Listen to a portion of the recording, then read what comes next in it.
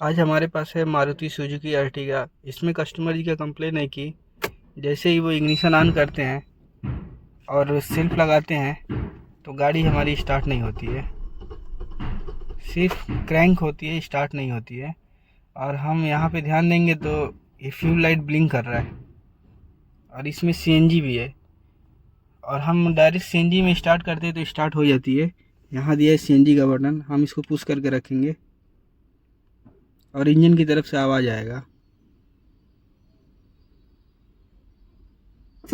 देखिए इंजन की तरफ से आवाज़ आया, सीएनजी का लाइट ब्लिंक करना बंद हो गया और हम सेल्फ लगाएंगे, कार हमारी स्टार्ट हो जा रही है। लेकिन अभी भी फ्यूल का लाइट ब्लिंक कर रहा है। तो इसके लिए हम सबसे पहले इसका पीछे का वायरिंग चेक करेंगे, फ्यूल टैंक नीचे करेंगे, डाउन करेंगे और फ्यूल टैंक का वायरिंग चेक करेंगे। वायरिंग का ही प्रॉब्लम होता है 99%। तो मैं टैंक को खोल लेता हूँ, फिर आपको दिखाता हूँ। मैंने फ्यूल टैंक डाउन कर दिया है और ये रहा इसका कपलर। यहाँ से एक और कपलर जॉइंट होता है जो कि फ्यूल टैंक मोटर में जाता है, ये वाली। ये देख सकते हैं चूहे ने इसकी पूरी वायर खा गई है। ये दोनों आपस में कनेक्टेड रहता है और चूहा पूरा वायर खा गया है।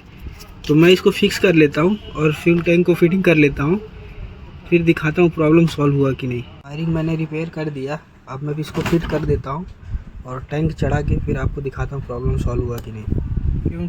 फ्यूल टैंक फिट करके हो चुका है। सबसे पहले हम इग्निशन ऑन करेंगे।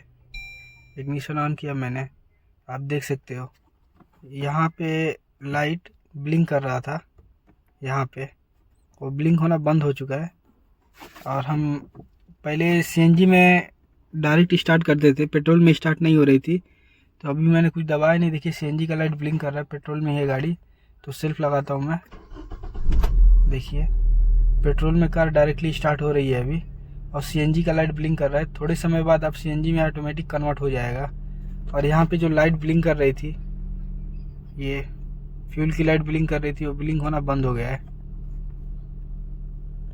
अब हम वेट करेंगे कि सीएनजी का लाइट कब तक ब्लिंक करता है और सीएनजी में कन्वर्ट होने में कितना टाइम लगता है। फ्रेंड्स, सीएनजी में कन्वर्ट हो चुका है। अगर आपको वीडियो अच्छी लगी है तो प्लीज़ चैनल को सब्सक्राइब करना ना भूलें।